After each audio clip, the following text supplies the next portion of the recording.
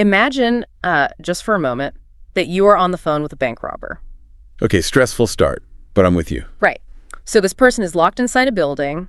They're holding innocent people hostage. And, they're making incredibly aggressive demands. The ultimate high-stakes scenario. Exactly. And in a standard business negotiation, or even just like resolving a fight with a friend, we are constantly taught to look for a compromise, right? We're told to be reasonable, to meet in the middle. Yeah, the classic win-win approach. But in this life or death situation, if you just split the difference with a hostage taker, it means you get half the hostages killed. Which is obviously a catastrophic failure. Totally. Compromise suddenly isn't a solution at all. It's actually the worst possible outcome. It is the ultimate pressure test for the very concept of compromise. I mean, when half a win means innocent people die, you realize that traditional bargaining theories are, well, they're fundamentally flawed. They really are. And, while you listening to this deep dive right now might never find yourself on the phone with a bank robber, hopefully. We certainly hope not. Yeah, but this stark reality completely shatters how we usually think about bargaining in our everyday lives.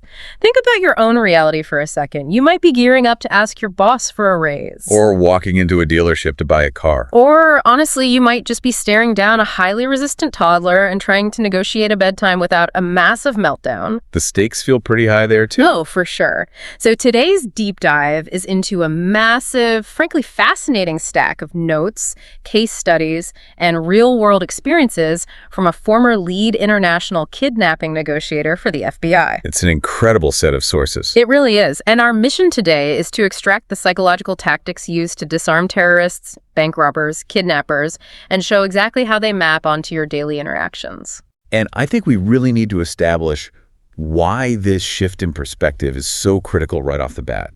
Because, for decades, traditional negotiation theory, like the kind taught in elite business schools, has treated human beings like rational robots. Like we're just calculators with legs. Exactly. We've been told to focus entirely on logic, separate the people from the problem, bring airtight data, make a spreadsheet. Right, the whole leave your emotions at the door thing. Yeah, but real influence, true persuasion, it doesn't happen in a spreadsheet. It requires mastering the hidden emotional currents of a conversation. Because human beings are not rational robots. Yeah. We are deeply emotional, highly reactive, and, let's be honest, often highly irrational animals. Which sounds a bit cynical maybe until you actually see it play out in real life. Because I know there is an incredible story in the sources about this FBI agent proving exactly this point. And not against criminals, but against some of the smartest people on the planet. Oh, the Harvard story. Yes. Can you break down that showdown at Harvard? Because, my jaw dropped when I read it. It is a brilliant case study in everything we're going to talk about today. So, our FBI agent, who is a former Kansas City beat cop, very street smart, lots of gritty field experience, he decides to take a short executive negotiating course at Harvard Law School. Talk about a fish out of water. Completely. He's very much an outsider, rubbing shoulders with the academic elite. And during the course, he gets invited to a coffee chat with the director of the Harvard Negotiation Research Project. Which sounds nice, just a friendly coffee. Right. He assumes it's just going to be a polite meet and greet. But as soon as he sits down, another Harvard professor walks in. And this second guy is a heavyweight. He's a specialist in armed conflict and a former negotiator for the Israeli National Security Council. Wow. Okay, so not just an academic. No, this guy knows his stuff. Yeah. And suddenly, a tape recorder gets slammed onto the table. The director looks at the FBI agent, smiles this tight little smile, and says, "We've got your son. Give us $1 million or he dies. I'm the kidnapper. What are you going to do?" Wait, they literally ambushed him. Like, just cold, no warning. Complete ambush. They were testing the gritty street cop against decades of refined academic theory. They wanted to see his framework under pressure. And naturally, the agent feels a flash of panic, which, makes sense. Even in a simulation, your brain reacts to that kind of threat. So fight or flight kicks in. Yeah, but what blew my mind is how he responds. Because he doesn't pull out a calculator. He doesn't make a logical counteroffer. Not at all. He just looks this brilliant Harvard professor, takes a breath, and asks one single question. How am I supposed to do that? And that question completely derails the professor. Really? Just from that? Yeah, the professor tries to push the threat again, trying to regain control. He says something like, "So you're okay with me killing your son?" A heavy guilt trip. Right. He's escalating the pressure. But the FBI agent doesn't take the bait. He just uses the professor's first name, apologizes, and says, I really am sorry, Robert, but how can I get you any money right now, much less $1 million if I don't even know he's alive? That is so good. And for the next 3 minutes, no matter what aggressive tactic the professors throw at him, the agent just keeps responding with variations of these open-ended questions. How am I supposed to pay you? How am I supposed to deliver it? He's just putting it all back on them. Exactly.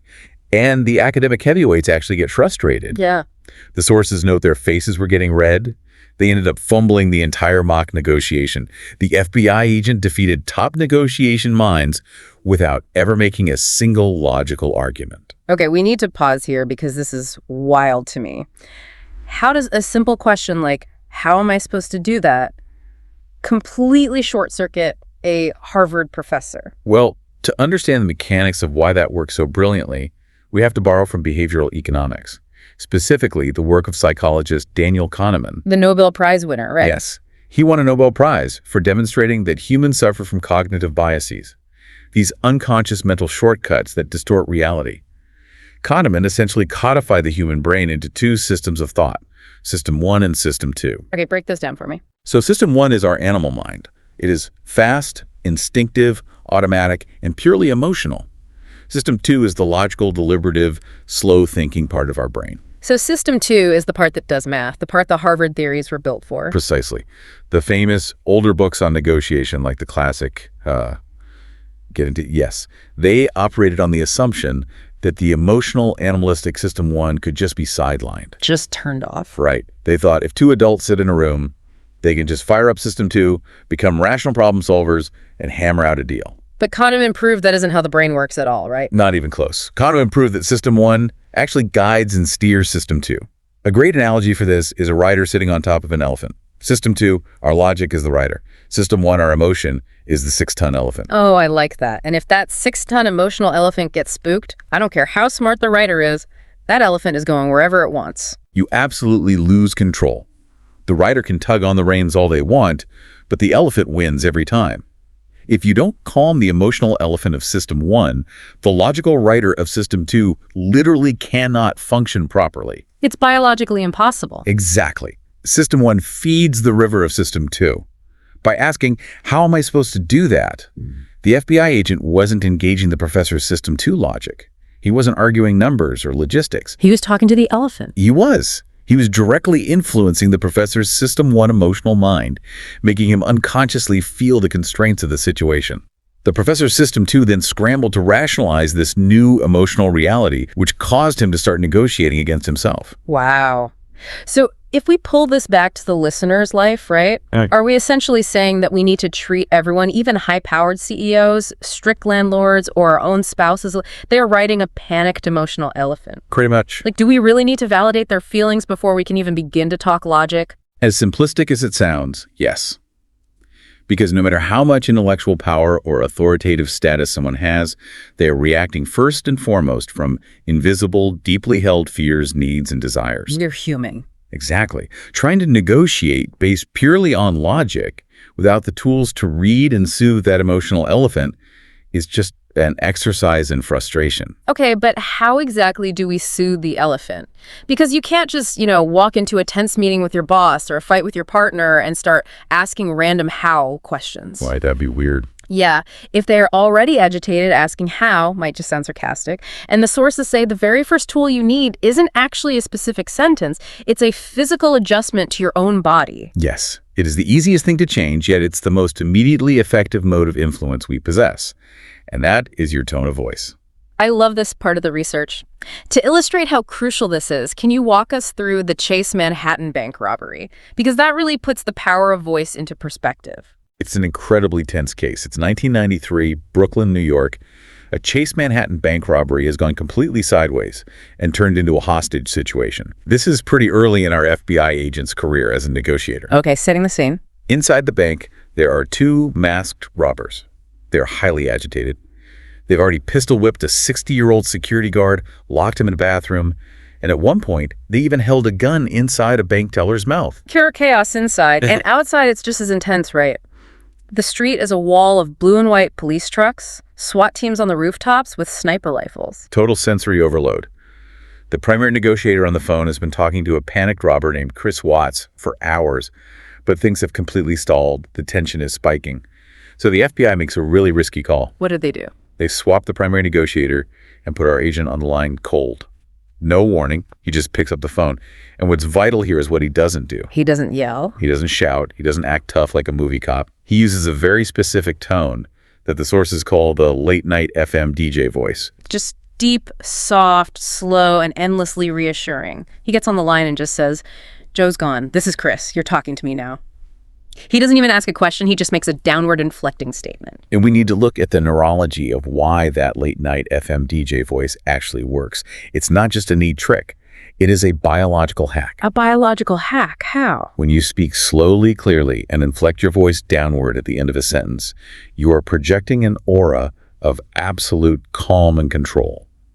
But it goes deeper than just sounding nice. Our brains process the intentions and feelings of others on an unconscious level. We experience an involuntary neurological telepathy. Wait, neurological telepathy? That sounds like sci-fi. I know, but it's real. It happens through mirror neurons in the brain. A calm, slow, downward inflecting voice actually reaches into the counterpart's brain and involuntarily triggers a neurochemical reaction. It changes their brain chemistry. Literally, it lowers their heart rate. It flips an emotional switch from nervous and suspicious to calm and trusting. It functions as audio Valium. Audio Valium. I love that phrase. Okay, let's practice this so you, the listener, can hear the difference. Good idea. If I'm negotiating a bedtime with my toddler and I use the assertive voice, I'd say, "Go to bed right now," or "No TV tomorrow." The pitch goes up, it's fast, it's aggressive, the toddler's elephant gets spooked, and boom, we have a tantrum. Exactly. But if I use the DJ voice, I slow down, I drop my chin slightly to open my vocal cords, and I say, "It's time to put the toys away. We are going to sleep." The inflection goes down. Spot on. And the exact same applies to the boardroom. If your boss dumps a massive project on your desk at 4:55 p.m. on a Friday. My absolute worst. Right. The assertive voice says, "I can't do this right now." That immediately triggers defensiveness. But the DJ voice says, "I want to do a great job on this for you, but I can't start it until Monday." Oh, wow. It's the same boundary, but it feels completely different. You are establishing a boundary, but the tone of voice makes the boundary feel safe rather than combative. And once you've applied that audio Valium, once you've calmed the elephant down just a fraction, the sources introduce a technique that honestly feels like a Jedi mind trick. It's called mirroring. Right. Isopraxis, or mirroring, is essentially imitation. It's a fundamental neurobehavior. Humans and other primates copy each other to comfort each other. We do it unconsciously all the time. Like yawning when someone else yawns. Exactly. Or if you cross your legs, the person sitting across from you might cross theirs. If someone speaks quickly, you naturally speed up your tempo to show you are in sync. But in the context of negotiation, a mirror is incredibly specific. It's not about copying their posture or mimicking their accent. Definitely don't do that. A conversational mirror is simply repeating the last 1 to 3 critical words of what someone just said. Just the words, repeated back with an upward inflection like a question. It is remarkably simple, but staggeringly effective. To prove it, psychologist Richard Wiseman conducted a fascinating study using waiters in a restaurant. Oh, the waiter study. Tell this one. He divided the waiters into 2 groups to test how they responded to customers' orders. The first group used positive reinforcement. When a customer ordered, the waiter would say, "Great, no problem," or "Sure thing." Which is what we're all taught to do. Be agreeable. Be positive. Exactly, the standard customer service approach. The second group of waiters, however, used mirroring. They didn't say, "Great." They simply repeated the customer's order back to them. If the customer said, "I'll have the steak, medium rare with a side of asparagus," the waiter would just say, "Steak, medium rare with asparagus." And the results, the waiters who mirrored got 70% higher tips than the ones who used positive reinforcement. 70%. It's massive. And it comes back to a deeply ingrained biological principle. We fear what is different, and we are drawn to what is similar. Mirroring is the conscious art of insinuating similarity. It's like a shortcut to bonding. It is. It signals to the other person's unconscious mind, you and I, we are alike. By simply repeating their words, you trigger an instinct that forces the other person to elaborate, to fill the silence, without them ever feeling like they are being interrogated. Let's bring this back to the Chase Manhattan Bank robbery. The agent has Chris Voss on the phone. Watts is paranoid. He says, The other vehicle's not out there because you guys chased my driver away. Right, he's making an accusation. Now, the agent could argue with him, right? Say, no, we didn't, he ran away. But instead, the agent mirrors. He uses the DJ voice and simply says, we chased your driver away. And because humans hate an unresolved thought, Watts naturally elaborates. He says, well, when he's seen the police, he cut. Boom. New information. Exactly. That tiny piece of mirrored information actually helped the FBI realize there was a getaway driver who had fled the scene, which allowed them to track him down later. The mirror just keeps the person talking, revealing their thought process, without ever feeling pressured. I can see how this works with the landlord, too. Let's say your rent is being hiked. The landlord says, look, market rates are up. I have to increase your rent by $200. Instead of getting defensive, you drop into the DJ voice and mirror. Increase my rent by $200. Perfect. And what happens next? The landlord is forced to explain. He says, well, property taxes went up and I have to cover the landscaping.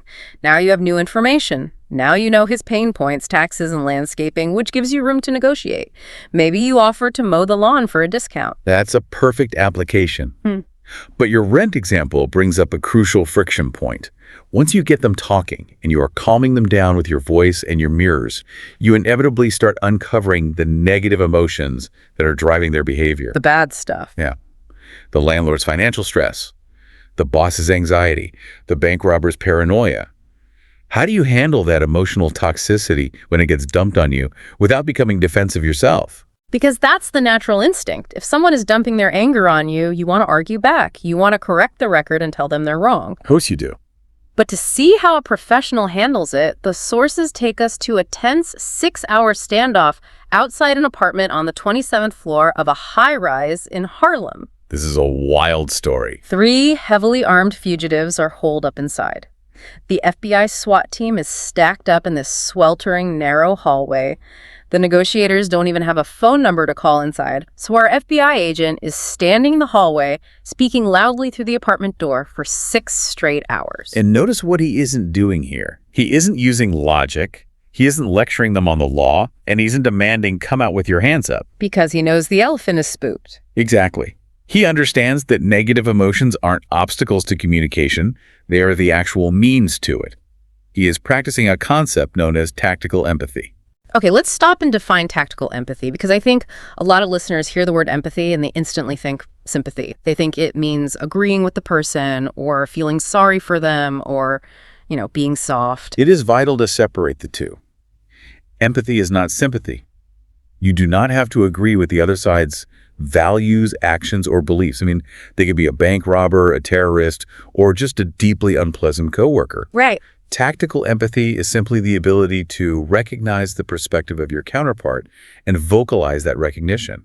It's paying intense attention to what they're feeling and making a deliberate commitment to understanding their worldview, even if you find that worldview completely repulsive. It's just reconnaissance. You're mapping their reality. That's exactly it. The sources actually bring up a really interesting political moment regarding this concept. During a speech at Georgetown University years ago, former Secretary of State Hillary Clinton advocated for trying to understand and empathize with the perspective of enemies. I remember that. And the sources note she faced massive political pushback for that statement, with critics calling the idea incredibly naive. Now, putting all politics aside completely, we aren't taking a stance on the figures involved here. Purely from a negotiation and psychological standpoint, the principle she highlighted is exactly what elite hostage negotiators use every day. It's clinical. Yeah. Empathy is about learning the position the enemy is in, why their actions make sense to them, so you can figure out what might actually move them. That's the essence of it. Empathy is a tactical tool for gathering intelligence. And the primary instrument for vocalizing that empathy, for letting the counterpart know you see their reality, is called labeling. Labeling. How does that work in practice? Let's go back to the Harlem hallway. Okay, so in that hallway, the FBI agent didn't demand surrender. He used his late-night DJ voice and simply labeled the fears he knew those 3 armed men were experiencing behind the door. What did he say? He said things like, "It looks like you don't want to come out. It seems like you worry that if you open the door, we'll come in with guns blazing. It looks like you don't want to go back to jail." He's just naming the negative emotions out loud. Isn't that dangerous? Doesn't bringing up their fears just make them more afraid? It's highly counterintuitive, but no. And we have the neuroscience to prove it.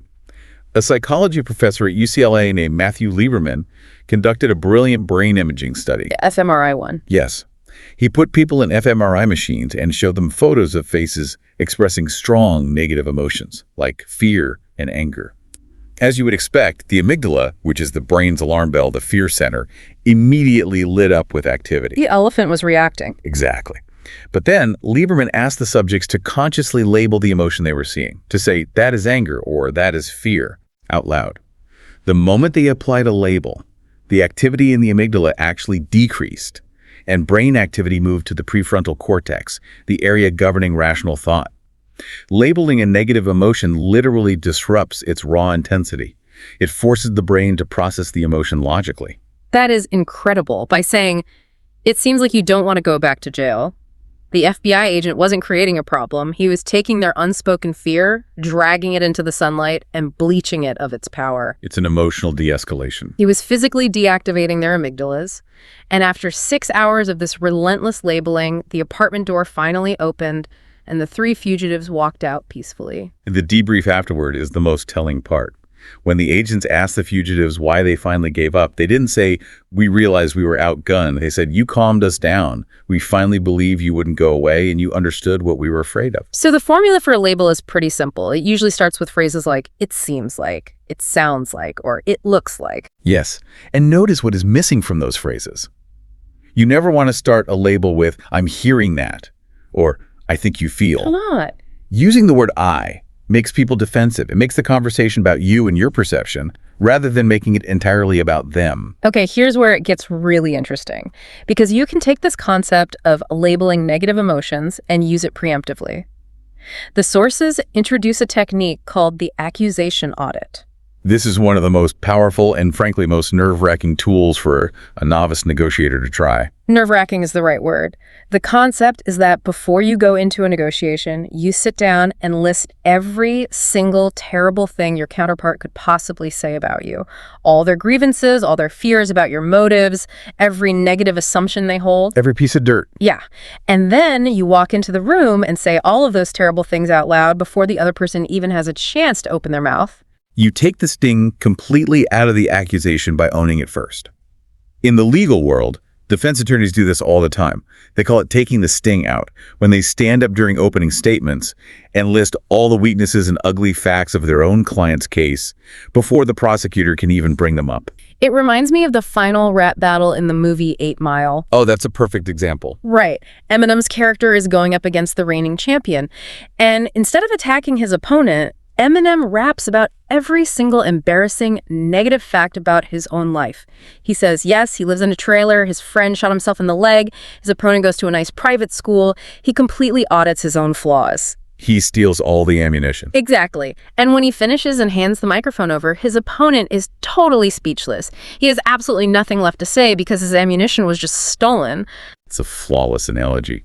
The sources share a real-world business example of this, involving a government contractor named Anna. Her firm was in a terrible position. They had to go to a smaller partnering company and tell them that their payout was going to be significantly cut due to sudden client demands. Oof, that's a brutal meeting. It was a highly volatile situation. The smaller company already felt cheated and marginalized. But wait, let me push back here for a second. If Anna walks in and lists all the awful things they think about her, isn't she just planting bad ideas in their heads? Like, if they didn't think she was a monster before, won't they think it now because she literally just suggested it? It's a very common fear, but human psychology works in the exact opposite direction. When you articulate someone's worst fears about you, you don't validate the fear. You demonstrate that you are empathetic and fearless enough to address it. You aren't planting a seed.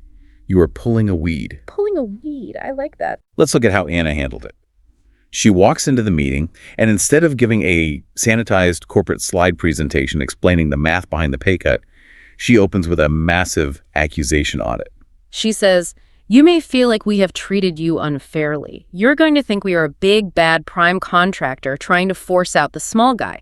We acknowledge that you believe you were promised this work, and you might feel we are betraying your trust. She laid the absolute worst-case accusations bare on the table, and the reaction from the smaller company was immediate. Their representatives actually gasped. Because they couldn't believe she said it? Right. And their very first instinct was to start defending Anna's firm. As in, no, we don't think you are the big bad prime contractor. We know things happen. Which is crazy. Why would they defend the person cutting their pay? Because humans have an inherent, desperate need to connect. When you articulate someone's unvoiced fears with perfect accuracy, their amygdala calms down. And their instinct is to reassure you, to add nuance to the situation, and to bring the relationship back to a safe baseline. It's almost like a reflex. It is. By running the accusation audit, Anna bypassed all the posturing and anger, bringing them straight to a zone of empathy where actual problem solving could begin.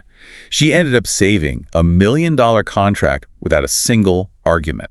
Diffusing the negative is amazing. And it seems like between the DJ voice, mirroring, and labeling, we have a solid toolkit for clearing away anger and fear. It's a great foundation. But even if we do all that, we still run into this massive psychological hurdle when we actually start trying to get an agreement. We have this deep-seated, almost cultural dread of hearing one specific word in a negotiation, but the sources argue we actually have it completely backward. We are culturally conditioned to fetishize the word yes and demonize the word no. We think yes is victory and no is defeat. Let's set up a scenario that I guarantee every single listener has experienced. Go for it. The phone rings right as you're sitting down to dinner. You answer it, and it's a telemarketer. They mangle your name, offer some fake chipper pleasantries, and then they trap you in a logic maze. Oh, I hate this. They ask, do you enjoy a nice glass of water? What are you supposed to say? You say yes. Then they ask, do you like clean water without harsh chemicals? Again, you say yes. It's a trap. They funnel you down this path where the only logical answer is yes, but every time you say it, your muscles tense up, your heart rate spikes, and you feel like prey being backed into a corner. You want to scream no, even if it means claiming you are a camel who doesn't drink water. That telemarketer is using an outdated technique designed to force a yes at all costs, under the mistaken belief that no kills a deal. But forcing a yes doesn't bring you closer to a genuine agreement. It just makes the other side incredibly anxious and resentful. The sources outline that there are actually 3 distinct types of yes, and understanding the difference is crucial. Let's break them down. There is a commitment, yes, which is the real deal, a signed contract, a true promise. There is a confirmation yes, which is just a reflexive, innocent response to a black or white question. And then there is the dangerous one, the counterfeit yes. The counterfeit. Yes. This is what people use when they feel trapped, exactly like you did with the telemarketer. They plan on saying no eventually or backing out later, but saying yes is the easiest escape route in the moment, just to make you go away. It's a defensive yes. Exactly. Or they use it disingenuously to keep the conversation going, just to extract more information from you. Our FBI agent learned this the hard way early in his career while volunteering at a suicide hotline. He had a frequent caller, an energy vampire named Daryl, who would call regularly and complain endlessly that his agoraphobia was going to cause him to lose his house. Like, just venting for hours. Yeah. And the agent decided to fix Daryl. He used all his logic, backed Daryl into a corner with yes questions, and finally got Daryl to say, yes, I suppose I have nothing to fear. Thanks for doing a great job. You really helped me. The agent hung up feeling like an absolute hero. Until his supervisor reviewed the tape and pointed out that Daryl was just giving him a counterfeit. Yes. Brutal realization. Very. Daryl felt zero ownership of that conclusion because the agent had been pushing his own agenda. Daryl just said yes to get off the phone so he could go back to his anxiety. This is why masterful negotiators don't push for yes. They actually actively seek the word no. Exactly. No is not a failure. It is not a final rejection. In negotiation, no is a declaration of autonomy. Say more about that. Autonomy. When a person says no, they feel they have protected themselves. They have drawn a boundary. They feel safe, secure, and in control. And paradoxically, once they feel safe and in control, they are far more willing to actually listen and consider your options. So instead of trying to trap someone into a yes, you give them the explicit permission to say no. The practical application of this in daily life is mind-blowing. If you are calling a client or a colleague, the standard approach is to ask, do you have a few minutes to talk? Which is terrible. Right. It makes them anxious. They wonder, how long is this going to take? What do they want? Instead, you flip it. You ask, is now a bad time to talk? It completely shifts the power dynamic. If they say, yes, it is a bad time, they feel respected, and they will almost always follow it up by offering a good time to call back. And if they say no? If they say, no, it's not a bad time, you have just granted them the illusion of control. They actively chose to let you in, and as a result, you get their total undivided focus. The data backing this up is wild. The sources mention a political fundraiser who was struggling, and again, we are looking at this neutrally as a data point on human behavior, completely ignoring the politics. Purely as a behavioral study. Right. This fundraiser was using a standard script designed to get yes answers from potential donors about the state of the economy before asking for money. The return rate was terrible, people felt manipulated, so he switched the script to intentionally solicit no answers. What was the new script? Instead of asking, do you think we need a change, he asked, are you going to sit and watch the opposition take the White House without putting up a fight? The potential donor naturally replies, no, I'm going to do anything I can to stop that. By allowing them to say no, he put the donor in the driver's seat. They weren't being sold to, they were making a declaration of their own values. And as the data shows, that simple switch to a no-oriented script increased the rate of return by a massive 23%. 23%, just by swapping yes for no. It works because it preserves the other party's autonomy. There is also this phenomenal email magic trick for when someone is completely ignoring you. We've all been there. You send a proposal or follow up on a project, and you just get stonewalled. Silence. Ghosted. Yeah. Usually we send these polite, annoying follow-ups, just checking in or circling back. The sources say to stop doing that. Instead, send a one-sentence, no-oriented email. Have you given up on this project? It is a brilliant psychological lever because it plays on the counterpart's natural human aversion to loss. It demands a no answer, which makes them feel safe to reply. But it also carries an implicit threat that you are going to walk away and they will lose the opportunity. It forces their hand. Their natural inclination is to reply almost immediately to correct you, to assert their control and say, no, we haven't given up. We've just been incredibly busy. Getting to know clears the air. It opens the floor and makes them feel safe.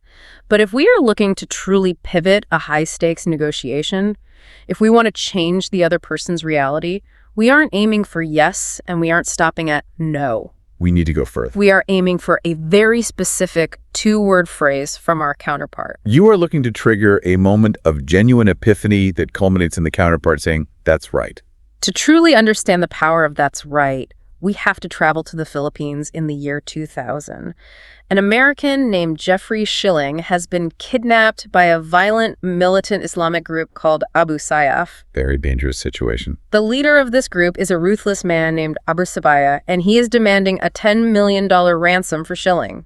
Sabaya is refusing to budge.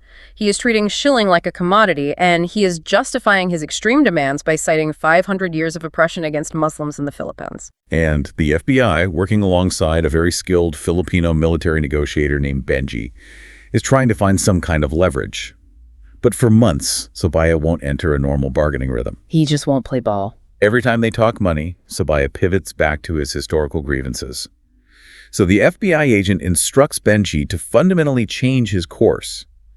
Instead of arguing logic, instead of saying Schilling had nothing to do with 500 years of history, which is the logical System 2 response, Benji is told to simply listen and summarize the world exactly according to the terrorist. And the formula for this summary is critical. It's not just parroting back their last sentence. You break it down as paraphrase plus label equals summary. Right. Re-articulate and acknowledge. You re-articulate the meaning of what they said in your own words, and you acknowledge the underlying emotions driving it. So Benji gets on the phone, and he completely summarizes all of Sabaya's extensive, deeply held historical grievances about war damages, fishing rights, and centuries of oppression. Validating the emotion behind it without actually agreeing to the demands. Yes. And after he finishes this massive, empathetic summary, there is a long silence on the phone. And finally, Sabaya says, that's right. And the result of that psychological shift is staggering. The $10 million ransom demand literally vanished. Just gone. Sabaya never mentioned the money again.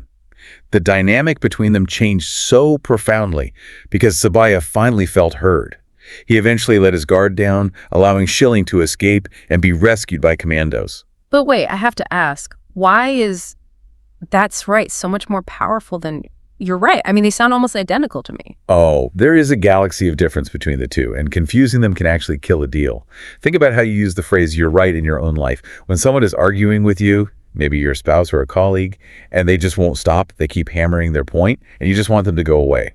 What do you say? You say, okay, you're right. Exactly. Oh, man. I do that all the time. It's the ultimate conversation ender. We all do it. It is a fake concession. It means you haven't bought into their argument at all. You haven't changed your mind. You just want the interaction to end. You are granting them the victory just to escape. But that's right is different. Totally different. When someone says, that's right, a completely different cognitive process has occurred. They are evaluating what you just said, internalizing it, and pronouncing it as a fundamental truth of their own reality. They aren't saying you are right. They are saying the truth is right. Precisely. By perfectly summarizing the other person's worldview, even a terrorist's worldview, you create a state of unconditional positive regard. The mental barriers dissolve because they feel completely deeply understood on an emotional level. Okay, so you've used tactical empathy, you've gotten past the counterfeit yes, you've triggered the that's right alignment, you have built incredible rapport. You're in a great spot. But eventually, whether you are buying a house, negotiating a salary, or dealing with a hostage taker, you still have to talk about numbers. You have to handle the actual haggling. How do you bend their reality regarding the terms of a deal without ruining all that rapport you just built? This brings us squarely back to the myth of compromise that we opened the show with. We know we can't split the difference on a hostage, but let's use a more mundane example that I think clarifies the danger of compromise perfectly. Lay it on me. Let's say a husband wants to wear brown shoes to a formal event, and his wife desperately wants him to wear black shoes to match his suit. Okay, classic dispute. If they apply traditional compromise and split the difference, the husband ends up wearing one brown shoe and one black shoe. Which is the worst possible outcome for everyone. Exactly. It's an absurd outcome, but it's exactly what happens in business every day. People accept terrible half measures just to avoid conflict. The sources provide a much darker, real-world example of why no deal is better than a bad deal. The Haiti example. Yes. During a horrific wave of kidnappings in Haiti, negotiators began to realize that if they paid a compromised, reduced ransom amount just to appease the kidnappers quickly, the thugs would take the money and the hostage would still die. A bad deal is literally fatal. You have to stand your ground on your primary goals. And to get your goals without giving in to a mad compromise, you have to understand how to bend the counterpart's perception of reality. Reality is more flexible than we think. For sure. Like, one of the biggest ways we get tricked into bad deals is through imaginary deadlines. We think the clock is ticking, we panic, our elephant gets spooked, and we concede. But the sources reveal that in almost every negotiation, deadlines are incredibly flexible. They are self-inflicted bogeymen that force us into impulsive decisions. Deadlines are almost always arbitrary. When you realize that the passage of time is actually your ally, you stop negotiating against yourself. If you can wait them out, their perception of what is an acceptable deal shifts. That makes a lot of sense. Another powerful reality-bending tool involves what the sources call the most dangerous word in negotiation: fair. The emotional F-bomb. We just want what's fair. I hear this in corporate settings constantly. It is a massive trigger word. When someone uses the word fair, they're almost always trying to trigger defensive compliance in you. They're subtly accusing you of being unreasonable or greedy. The immediate instinct is to get defensive and say, I am being fair, and then offer a concession to prove it. So how do you handle it when someone drops the F-bomb on you? The correct response isn't to get defensive or to concede, it's to use a mirror or a label. You drop into your DJ voice and say, it seems like you feel you're being treated unfairly. Please explain how. Force them to unpack it. Exactly. You force them to articulate the perceived unfairness. Usually they can't rationally justify it, and the manipulation tactic is immediately diffused. And when you actually get to the point of throwing out concrete numbers, the sources explain a fascinating way to bend reality using a technique called anchoring. The standard advice is to anchor high, but the real secret is in the specificity of the number. Instead of offering a round number, you use highly specific, non-round numbers. This is psychological masterclass right here. Let's say you were buying a car and you want to offer $38,000. If you offer exactly $38,000, it looks like a round guess. It looks like a starting point for a counteroffer. It invites haggling. But if you offer $37,893, it looks incredibly calculated. The salesman's unconscious mind assumes you've built a complex spreadsheet, calculated your taxes, and squeezed every last dime out of your budget to reach that exact immovable figure. It creates an illusion of immense precision and constraint.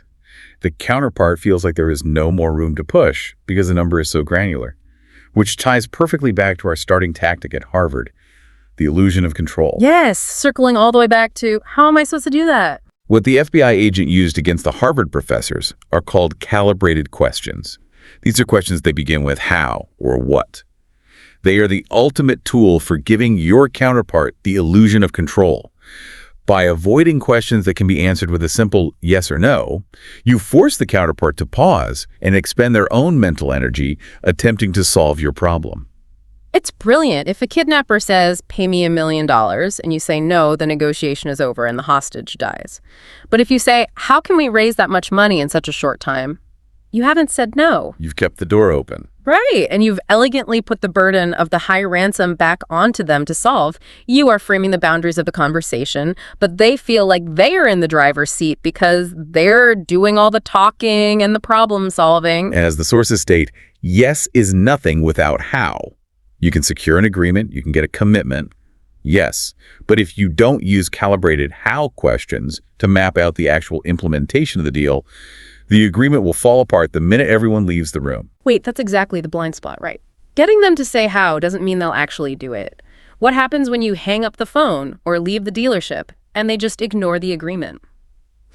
A verbal agreement, or even a signature on a piece of paper, means absolutely nothing if the person flakes out the next day or if there's someone else behind the scenes pulling their strings. Which is why guaranteeing execution is the final critical phase of any negotiation. Ensuring execution requires spotting congruence or incongruence in your counterpart during the conversation. You need to know if they are lying, if they're just telling you what you want to hear, or if they actually have the authority to make the deal. This is where the 738-55 rule comes into play, originating from UCLA psychology professor Albert Mehrabian. I found this data point fascinating. According to this rule, only 7% of a message's actual meaning is conveyed through the spoken words. 38% comes from the tone of voice, and a massive 55% comes from body language and facial expressions. Therefore, if a person's words say yes, but their tone is flat, hesitant, or their body language is closed off, maybe they are looking away or crossing their arms, they are incongruent. That 7% is lying to you, and the 93% is screaming the truth. They are likely giving a counterfeit. Exactly. To combat this and ensure the deal is real, elite negotiators use the rule of three. The rule of three means you have to get the counterpart to agree to the exact same thing 3 separate times within the same conversation to ensure true buy-in. Now, it sounds tedious. You don't just ask them the same question 3 times like a parrot. They'd get annoyed. No, you'd blow the rapport. You have to mix up your tactics. So how do you do it? You get the initial agreement, that's one. Then you summarize their position and their feelings until they experience that epiphany and say, that's right, that's 2. Then, for the 3rd time, you use a calibrated question like, how will we know if we're on track? Or what do we do if we hit a roadblock next week? It forces them to defend the agreement from multiple angles, which is incredibly difficult for the brain to do if they are faking it or planning to back out. It cements the execution phase. But even with perfect execution, there is a level of negotiation that exists beyond the visible mechanics of tone, mirrors, and labels, a realm where the truly elite negotiators operate. It is the hunt for black swans. We hear the term black swan thrown around in finance a lot, usually meaning an unpredictable disaster. What exactly is a black swan in the context of a negotiation? In this context, a black swan is a piece of hidden, unknown information. The sources suggest there are usually 3 to 5 pieces of this hidden information in any negotiation that, if uncovered, would completely change the entire dynamic and trajectory of the deal. Like a secret tea. Yes, it is the unknown unknown. It's the piece of the puzzle you don't even know you're missing. And uncovering them sounds like magic, but it's really just intense listening. The sources share an incredibly tense example of finding a black swan. It's 2003, Washington, D.C. A man named Dwight Watson drives a tractor into a pond near the Washington Monument. A very public standoff. He claims he has explosives, and he initiates a massive standoff. The nation's capital literally goes into lockdown. On the surface, the FBI is dealing with a standard domestic terrorist threat, a guy with bombs holding the city hostage. But the negotiators on the phone start listening intensely between the lines.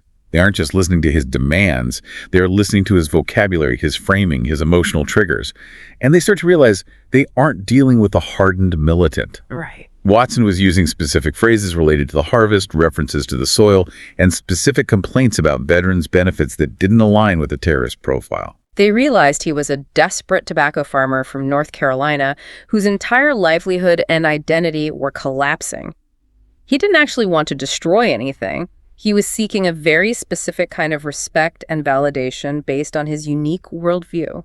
Finding that black swan, understanding what the sources call the counterpart's religion, which means their deep-seated moral framework and worldview, changes everything. It provides the negotiator with leverage. The sources break down leverage into 3 distinct types. Okay, let's hear them. There is positive leverage, which is your ability to give the counterpart something they want. There is negative leverage, which is your ability to hurt them or take away what they value. But in the Watson case, positive leverage was useless. He didn't want money. And negative leverage was impossible. You can't threaten to shoot a guy who is sitting on a pile of explosives. He wants to die anyway. All they had left was the third type. Normative leverage. This is the most powerful kind.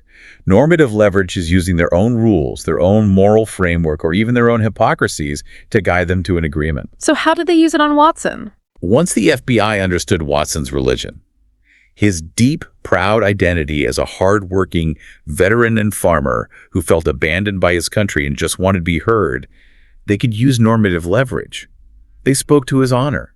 They appealed to his identity as a veteran who protects people rather than hurts them. Wow. And because they tapped into his black swan, they were able to talk him down safely, and he surrendered without a single casualty. He surrendered because they figured out his true motivation. And I think that reveals the ultimate truth of any negotiation, whether it's a standoff in D.C. or an argument in your living room. The person sitting across the table from you or on the other end of the phone is never the true enemy. The unsolved issue is the enemy. The counterpart is just a partner who is struggling to solve it. Exactly. When we label someone as crazy or irrational just because we don't understand them, we are just admitting our own intellectual laziness. We are giving up on the search for the black swans that explain their behavior. It is the ultimate cop-out to call someone irrational. Every behavior makes sense if you can uncover the hidden fears and desires driving it. So let's take a breath and recap the incredible journey we've just been on. We started by completely dismantling the myth that negotiations are rational, System 2 math problems. We accepted that we are all emotional animals steering panicked elephants. We learned to soothe that elephant by embracing the late-night FM DJ voice as audio Valium. We discovered the Jedi mind trick of mirroring to build instant connection and gather information. We used tactical empathy and labels to biologically diffuse the fear in the amygdala, and we learned how to launch a terrifying but effective accusation audit to steal the sting out of any conflict before it begins. We reversed our entire cultural understanding of the words yes and no, realizing that no actually provides safety and autonomy rather than rejection. We learned to summarize our counterpart's reality until they experienced the profound epiphany of saying, "That's right." And we saw how calibrated how and what questions give the illusion of control, forcing the other side to do the heavy lifting of problem solving while we frame the boundaries. And we proved that these aren't just parlor tricks for boardroom sharks or FBI hostage negotiators. These are fundamental neurological tools for navigating everyday human interactions with less friction and deeper empathy. Whether you are buying a car, navigating a brutally difficult relationship, dealing with an angry client, or just trying to get your kids to eat their vegetables. And this brings us to a final underlying thought, something for you, the listener, to mull over long after this deep dive ends. We spend so much of our lives running away from conflict. We avoid it, we compromise poorly to escape it because we associate conflict with pain, discomfort, and broken relationships. It's scary. But what if we completely reframe that? What if we started viewing conflict not as a battle to be won or avoided, but as the ultimate necessary tool for profound human connection and discovery? Conflict, when navigated with tactical empathy and a genuine desire to understand, is how we unearth the truth of what others actually need. It's a bridge, not a wall. Exactly. So, the next time you feel that fight or flight instinct kicking in during an argument, I challenge you to try just one thing. Pause. Drop your voice into that late-night FM DJ register and simply mirror their last 3 words. See what happens. Remember, you're not just trying to split the difference. You're searching for their hidden reality. Just make sure you don't leave half the hostages behind.